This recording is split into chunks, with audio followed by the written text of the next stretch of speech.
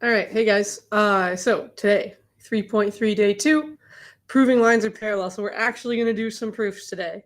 So yesterday, you guys worked on things like the corresponding angles converse, the alternate interior angles converse, all of these things, the 4 different, ways that we had to show that two lines were parallel to one another.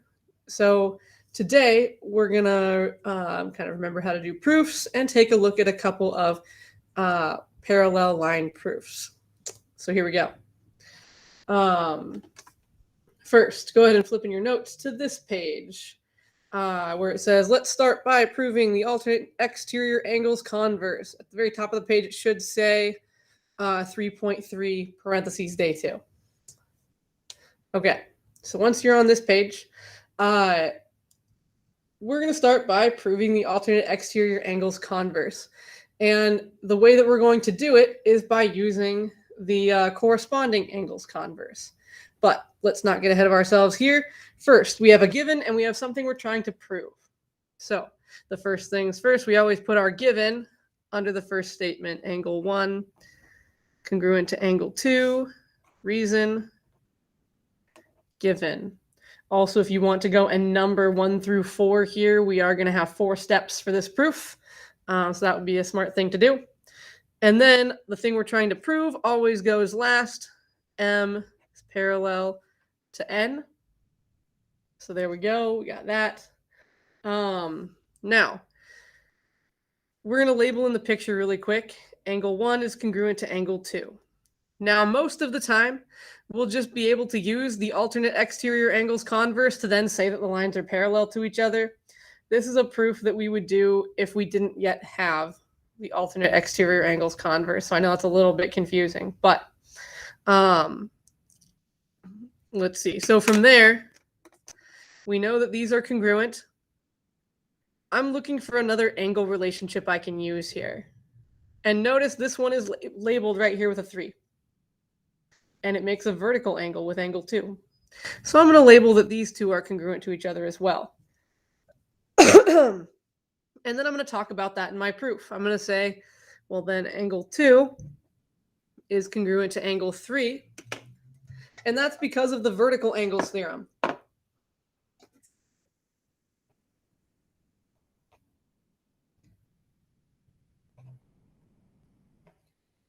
Because 2 and 3 are vertical angles. Now, all of a sudden, well, I got 1 is congruent to 2 and 2 is congruent to 3. This looks a lot like a setup for either substitution or the transitive property. So then we go, okay, well then angle 1 is congruent to angle 3 as well. Over here, you could say either transitive, which is probably what I would go with, POC for property of congruence, or sometimes you'll see substitution. Either one is fine, really.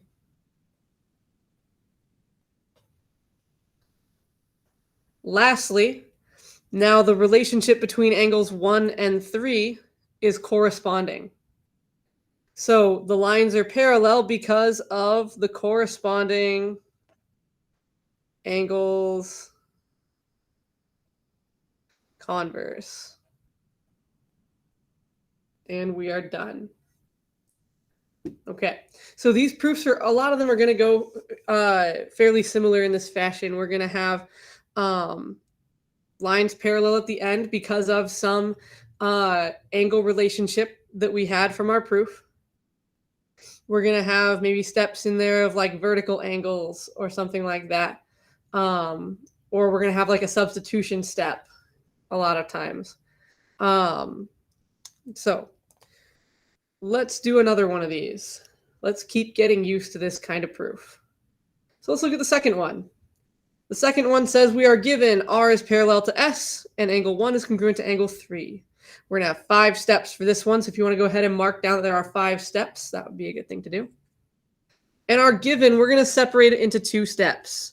So we're going to have R is parallel to S and angle 1 is congruent to angle 3. And those are both given. And then the thing we're trying to prove is going to go down here at the end. P is parallel to Q. Okay, so let's label some stuff in our picture. We know angle 1 is congruent to angle 3. So we got that.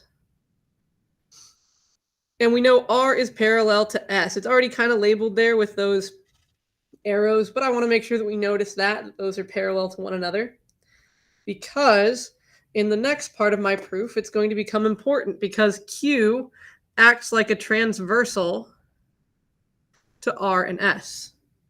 So if R is parallel to S and Q is a transversal, notice there's another angle that's labeled here in this picture, angle 2. Angle 2 and angle 1 have an angle relationship where Q is the transversal and R and S are parallel. These are corresponding angles. And we know that corresponding angles are congruent when the lines are parallel. So when R is parallel to S, these two are congruent. So for step 3, I'm going to say that angle 1 is congruent to angle 2 because of the corresponding angles theorem.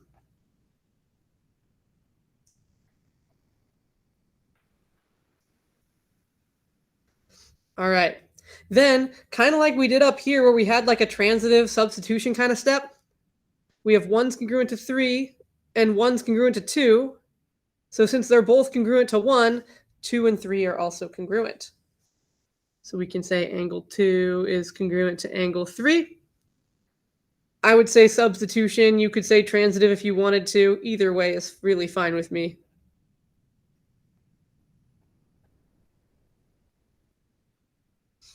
All right, and then lastly, the lines P and Q are parallel because notice 2 and 3 have an angle relationship. Also, the last step always relies on the angle relationship between the angles in the previous step. Pretty much always, anyways. I don't think I've run across anything yet where it didn't. So, looking at the relationship between angle 2 and 3, that should lead us to step 5, to our reason for step 5. 2 and 3 are alternate interior angles.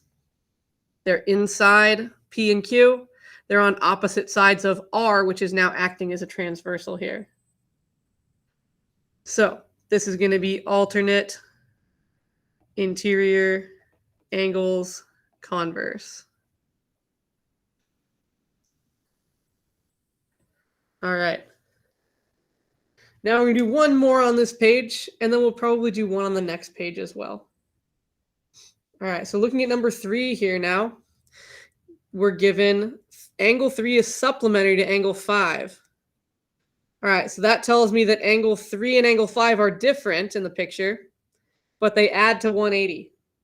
So that's going to be important to us. We're also going to write that down as our given here. Angle 3 is supplementary to angle 5, given. And we want to show that BD is parallel to FE. So in our picture, here is BD, here is FE. Looking at those lines and wanting them to be parallel to one another, we should notice that this is going to be our transversal. Okay, so looking at that picture, we've got some other angles that are labeled that we might be able to use here. The thing that I would notice right away is that we have some vertical angles going on here. So that can help me to get from 3 to 4. And then we might notice that 4 and 5 are consecutive interior angles, and that's an angle relationship we can use. But before we get ahead of ourselves, angle 3 is supplementary to angle 5. What that tells me is that measure of angle 3 plus measure of angle 5 equals 180. And that's the definition of supplementary. So if you see supplementary in one step and the next step has something adding to 180, definition of supplementary. Okay, from there, then I'm going to try and use my vertical angles here because we know that 3 and 4 will be equal because they're vertical. So we can say measure of angle 3 equals measure of angle 4, vertical angles theorem.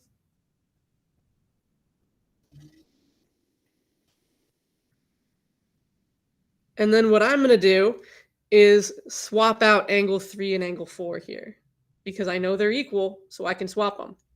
So I can go measure of angle 4 plus measure of angle 5 equals 180.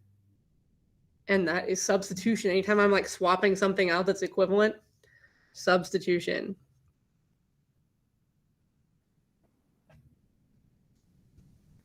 Okay.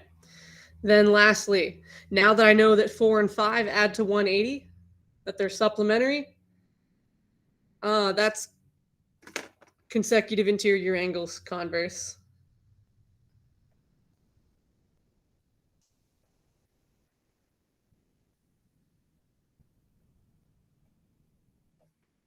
Okay.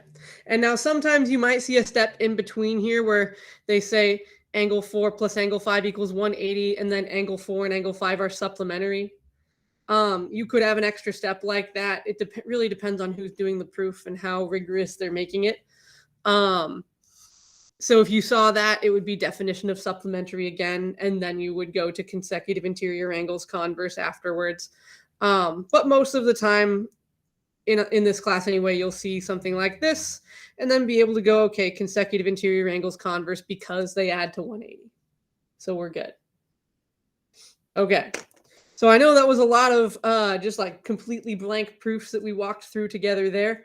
Your proofs that you're going to see are more of the fill in the blank style.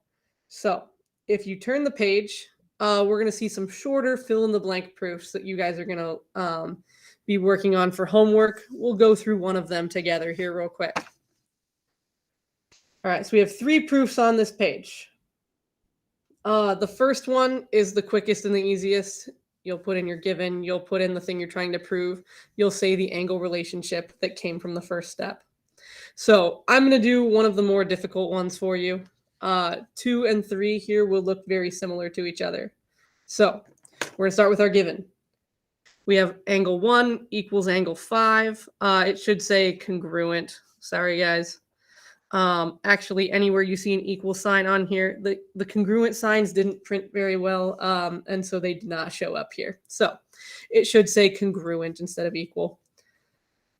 Okay, that aside, angle 1 is congruent to angle 5. And angle 1 is congruent to angle 2. So that means that angles 1, 2, and 5 can all be marked as congruent to one another in the picture. And then supposed to be also the lines did not print over these. I don't know why. So sorry about that. You can put lines, symbols over them. All right, there we go. So what we're trying to prove is that AR is parallel to HS. ARHS, go Ravens. All right. Anyhow, that's what we're trying to prove. So notice on here, this looks a lot like something that we had in a previous proof on another page, where one's congruent to 5, one's congruent to 2. So since they're both congruent to 1, they must be congruent to each other. So angle 2 is congruent to angle 5. Here you can either say substitution or transitive. Either one you want is fine with me. I'm going to say substitution. Either one's fine. Then the last step is always the angle relationship name from the previous step. In this case, 2 and 5 are alternate interiors to ARHS here. So alternate interior angles converse. Okay. So this proof is a lot like the next one. And it's actually a lot like the first one as well. The first one's just a shorter version. So your homework for tonight is going to be to do these 2 proofs, just those 2. And then on the next page, it's not going to be a proof so much. There is sort of a proof down here on the bottom, but it's multiple choice. You're going to work on the puzzle time as well, 3.3 puzzle time. So you've got some ones that were just like the ones that we did yesterday for 3.3. Up here, A, B, C, and D are those. And then E, F, and G are the proof ones. So when you're answering these, for EFG, you're picking one of these properties, the number of the property. So like if I thought E was 1, I would put 1 next to E. And then you would find 1 over in the answer column over here. And for E, you would use the word take. So you'd put take up here if you thought that E was 1. And then over here, you're solving for X. Whatever you get for X, like let's say I got X was 13 or something. I'd find 13 over here, and I'd put the word plane under A. So that's kind of how this one works if you want to use the riddle to know that if you got it right or wrong. If the answer to the riddle makes sense, then you did them all correct. If it doesn't quite make sense, then something went wrong somewhere. Okay, that's all we have for today. I will be back on Monday. So if you have questions, you can email me. I might be able to answer over the weekend. If not, then I will get back with answers to your questions on Monday. Have a great day, guys. Good luck on this. Have fun.